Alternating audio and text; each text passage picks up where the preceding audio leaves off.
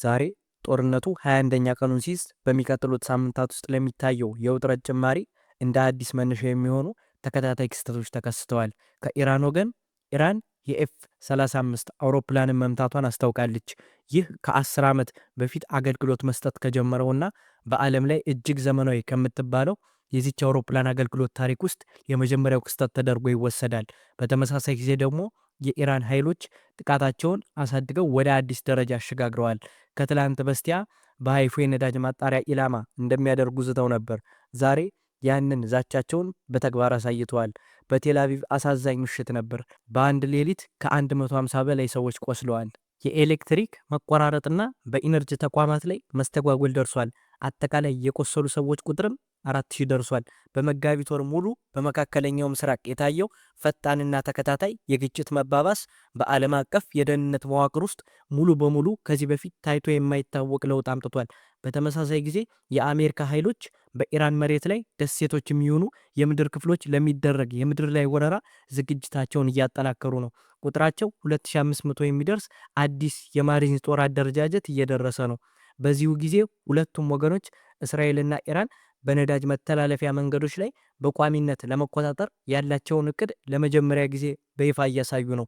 ይህም በፋርስ ባህረ ሰላጤ ወይም በሜዲትራሊያን ባህር በኩል በሚወጡ የቧንቧ መስመሮች ላይ ነው። እዚህ ጋር ጥያቄዎች ይነሳሉ። ኢራን በአሜሪካ የኤፍ 35 አውሮፕላን ላይ ሰነዘረችው ስለተባለው ጥቃት ዝርዝሩ ምንድን ነው? እንዲሁም የኢራን ሚሳኤሎች እንዴት የባዛን ማጣሪያን መምታትና በሃይፋ ኤሌክትሪክ ኔትወርክን ማቋረጥ ቻሉ? ፔንታጎን የቦክሰር አምቢፊየስ ቡድንንና 2500 የማሪን ወታደሮችን ወደ ባህረ ሰላጤው ለምን አዛወረ?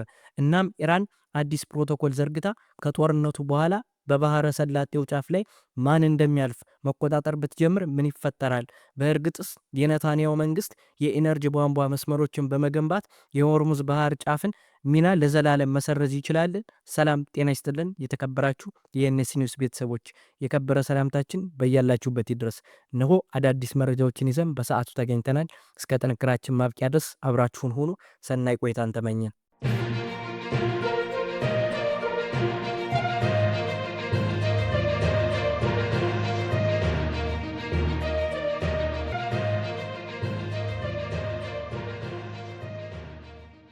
በቀጥታ ወደ ዝርዝር መረጃው እናልፋለን። ከመጋቢት 19 ቀን 2026 ጀምሮ በትክክል በቀጠናው አቆጣጠር ማለዳ 5 ሰዓት ከ20 ላይ የዘመናዊ ወታደራዊ አቪዬሽን መልክን ሊቀይር የሚችል ነገር ተከሰተ። የአሜሪካ ኤፍ-35 ላይቲንግ ቱ አውሮፕላን በማንኛውም የጥምር ኃይሎች ጥቃት ውስጥ እንደ ጦር ግንባር የምትታይ ነች። በመካከለኛው ኢራን ሰማይ ላይ ጥልቅ የመግባት ተልዕኮ እያከናወነች ነበር። ይህች አውሮፕላን ድንገተኛ ከፍተኛ ጉዳት ደረሰባት። ይህም አቅጣጫዋን እንድትቀይርና አስገዳጅ ማረፊያ እንድታደርግ አድርጓል። ይህ ክስተት ከየካቲት ወር መጨረሻ ጀምሮ ዘመቻው ከተጀመረ ወዲህ 1/5ኛ ትውልድ ስውር አውሮፕላን በውጊያ ላይ ጉዳት ሲደርስበት የመጀመሪያው የተመዘገበ ክስተት ነው። በተመሳሳይ ጊዜ ይህች አውሮፕላን በታሪኳ ሙሉ በዚህ መልኩ ስትመታ የመጀመሪያዋ ነው። የአሜሪካ ማዕከላዊ ሴንትኮም ቃል አቀባይ ቲም ሆኪንስ አውሮፕላኗ በኢራን ሰማይ ላይ የውጊያ ተልዕኮ እያከናወነች እንደነበርና አቅጣጫዋን ለመቀየር እንደተገደደች ተናግረዋል። ሆኪንስ አውሮፕላኗ በአቅራቢያ በሚገኝ የአሜሪካ የጦር ሰፈር ማረፏን፣ የአውሮፕላኗ ሁኔታ የተረጋጋ መሆኑንና ክስተቱም በምርመራ ላይ መሆኑን ተናግሯል። ነገር ግን የጉዳቱን መንስኤ በይፋ ለማረጋገጥ ወይም ለማስተባበል ፈቃደኛ አልሆነም።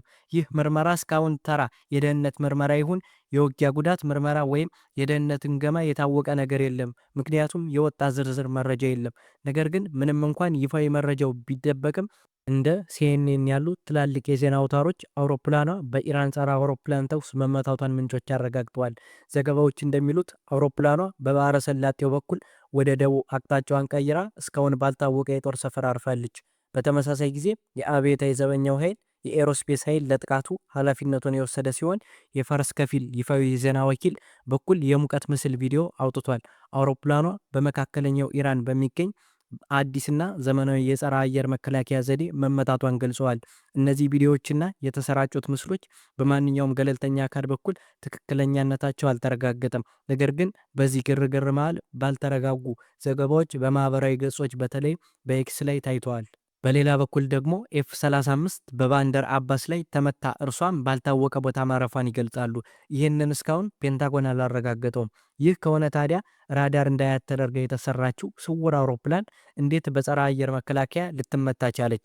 በተለይም የአሜሪካ መከላከያ ሚኒስትር ሎይድ ኦስቲን አሜሪካ 85% የኢራንን የሚሳኤል ኔትወርክ አጥፍቻለሁ ብለው በነበረበትና አሜሪካ በቆራጥነት እያሸነፈች ነው ብለው በገለጹበት ሁኔታ ወታደራዊ ተንታኞች እንደሚሉት አውሮፕላኗ በቪዲዮ ላይ እንደሚታየው ተመታ ከሆነ ይህ ሊሆን የቻለው ፓሲቭ ሴንሰርስ ወይም የሙቀትና የብርሃን መከታተያ ዘዴዎችን በመጠቀም ነው። እነዚህ ዘዴዎች ራዳር እንደሚያደርገው የራሳቸውን ሞገድ ስለሚያመነጩ በአውሮፕላን ውስጥ ያሉ ማስጠንቀቂያዎችን ለአብራሪው በቂ መረጃ አይሰጡም። በኢራን ውስጥ ኤፍ-35ን መከታተል የሚችሉ ዘዴ መኖሩ ቴህራን አሁንም የአሜሪካን ጸረ አየር መከላከያ ማጥፊያ ዘመቻዎችን የተቋቋሙ ተንቀሳቃሽ የጸረ አየር መከላከያ ዘዴዎች እንዳሏት ያሳያል። እውቅ መረጃዎች እንደሚያሳዩት ኢራን የመከላከያ ዘዴዋን በሩሲያ ቴክኖሎጂ ትልቅ እገዛ አሳድጋለች።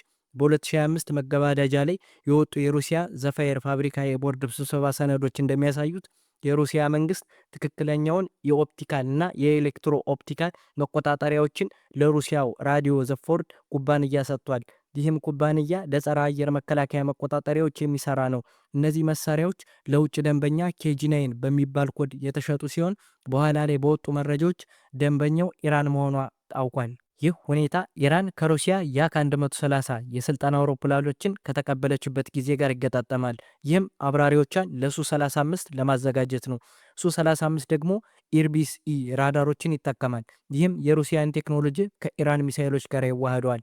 እንደ ባቫር 373 ወይም የተሻሻለው ኩርዳር ያሉ ሚሳኤሎች የኤፍ-35ን ደካማ የሙቀትና የራዳር ምልክት እንዲያነቡ አስችሏቸዋል።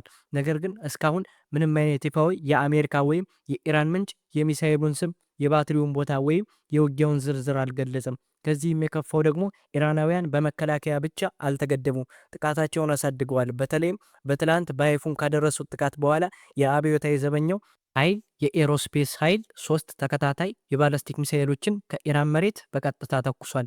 ተንታኞች እንደሚሉት እነዚህ ሚሳኤሎች የካይበር ሸህን አይነት ሳይሆኑ አይቀሩም። እነዚህ ሚሳኤሎች በመጨረሻው የበረራ ምዕራፋቸው ላይ የአየር መከላከያዎችን ለማምለጥ እንዲችሉ ተደርገውም የተሰሩ ናቸው። እንደ ሂትዚ፣ ዴቪድ ስሊንግ እና አይረንዶም ያሉ መከላከያዎችን። ይህ ጥቃት የአየር ክልሉን ሰብሮ በመግባት በሰሜን የሚገኘውን የባዛን የነዳጅ ማጣሪያን መምታት ችሏል። ይህ ከሆነ ታዲያ ጥቃቱ በትክክል እንዴት ተፈጸመ? ሚሳኤሎቹ ማጣሪያውን በቀጥታ መቱት ወይስ ሌላ ነገር ተከሰተ? ከእስራኤል መንግስት የአካባቢ ጥበቃ ባለስልጣን የወጡ መረጃዎች ሌላ ክስተትን ያሳያሉ። ይህም የአየር መከላከያ ዘዴዎች የተወሰኑትን ሚሳኤሎች መጥተው ቢጥሉም በአይፉና በባዛን አካባቢ የወደቀው ግን የሚሳኤሎቹ ስብርባሪዎችና ፍንጣሪዎች ነበሩ። የመጀመሪያው ደረጃ ምርመራ እንደሚያሳየው ቢያንስ አንዱ የሚሳኤል ውስጥ ትናንሽ ክላስተር ቦምቦችን የያዘ ሊሆን ይችላል። ይህም ሰፊ የስብርባሪ ቦታን ሊያካልል ይችላል። እነዚህ ትላልቅ ስብርባሪዎች የኢንዱስትሪ ተቋሙን በመምታት ከፍተኛ ጉዳት አድርሰዋል። ይህም የጭስ ደመና በሰሜኑ ሰማይ ላይ እንዲታይ አድርጓል። ይፋዊ ዘገባዎች ጉዳቱ በቀጥታ መመታት ይሁን ወይም በስብርባሪዎች በግልጽ አልተረጋገጡም። ነገር ግን የስብርባሪዎቹ ተጽዕኖ በግልጽ የታየ ነበር። ይህም ጥቃቱ የሁለቱም ውጤት መሆኑን ያሳያል። እሳት አደጋ ተከላካዮች እሳቱን ወደ ነዳጅ ታንከሮች ሳይደርስ መቆጣጠር ችለዋል። የአካባቢ ጥበቃ ሚኒስቴርም ድንገተኛ ግምገማ አድርጓል። ቡድኖቹ ምንም አይነት አደገኛ ኬሚካላዊ ፍሳሽ አለመኖሩን አረጋግጠዋል። ነገር ግን እዚህ ጋር ሌላ ጥያቄ ይነሳል። በማጣሪያው ላይ ያለው ጉዳት ከተቆጣጠሩት የሞተም ሰው ከሌለ በአይፍ ውስጥ እንቅስቃሴ ለምን ቆመ? መልሱ በጥቃቱ ሁለተኛ ደረጃ ተጽዕኖ ውስጥ ነው። የሚሳኤል ስብርባሪዎችና የቀጠናውን ከፍተኛ የኤሌክትሪክ መስመር በመምታታቸው ነው።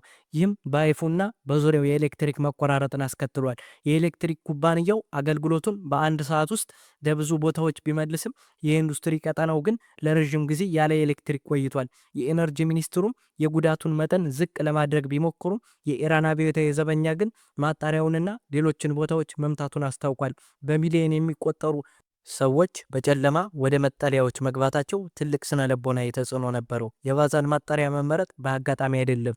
ይህ በቀን 200,000 በርሜል ነዳጅ የሚያጣራ ትልቁ ተቋም ነው። ይህ ተቋም ከ50 እስከ 60% የሀገር ውስጥ የነዳጅ ፍላጎትን የሚሸፍን የኢነርጂ የጀርባ አጥንት ነው። ይህ ነዳጅ ትራንስፖርት ብቻ ሳይሆን ለጦር ሰራዊቱም እንቅስቃሴ ወሳኝ ነው። በማንኛውም መስተጓጎል መንግስት ውስጥ ስትራቴጂካዊ ክምችትን እንዲደገፍ ያስገድደዋል። ጦርነቱ መራዘሙ አሜሪካንና እስራኤልን ትልቅ ችግር ውስጥ ከቷቸዋል። ኢራን አሁንም በሙሉ ኃይሏ እየተከላከለችና እያጠቃች መሆኑን እያሳየች ነው። እዚህ ጋር ትራምፕ ነገሮችን ለማፍጠን ሲሞክሩ የሚመጡት በምድር ወረራ መልክ ሊሆንም ይችላል። ሰላም